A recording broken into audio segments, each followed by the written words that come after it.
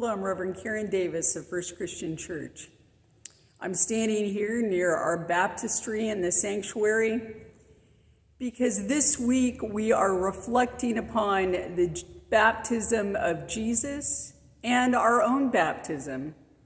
Do you remember when and where you were baptized?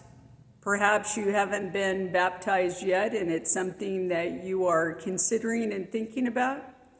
But if you have been and you can remember when and where, maybe think about some of the feelings, the emotions, about the commitment that you were making at that time. When we are deciding to be baptized, it's not the end of our faith journey, an accomplishment to say, oh, we got to here and now we're done. But it is really the beginning. And so too, in the story we read this week from Matthew chapter 3, verses 13 through 17, as Jesus was baptized by John the Baptist, that was the beginning of his public ministry. That was the beginning of him going forth to help illustrate in word and in deed what the mission and ministry of God was all about.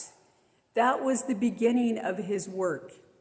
So too for us, when we make the commitment to follow Christ, it is only the beginning. That is where we are to start being about the work of God and going forth, following to carry forth that mission and ministry that Jesus himself did in the world, sharing God's love and grace and forgiveness, helping others to find healing and hope and God's power and presence, that we are to go forth proclaiming the good news and living it out each day, showing the world that hope and love will always win.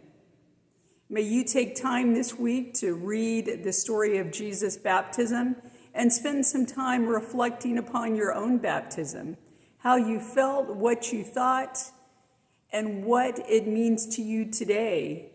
And ask yourself, how are you living out that commitment now? And what can you do in this new year to improve upon that commitment and carrying out God's mission and ministry in the world? May God continue to inspire you and lead you as you go forth in Christ's name.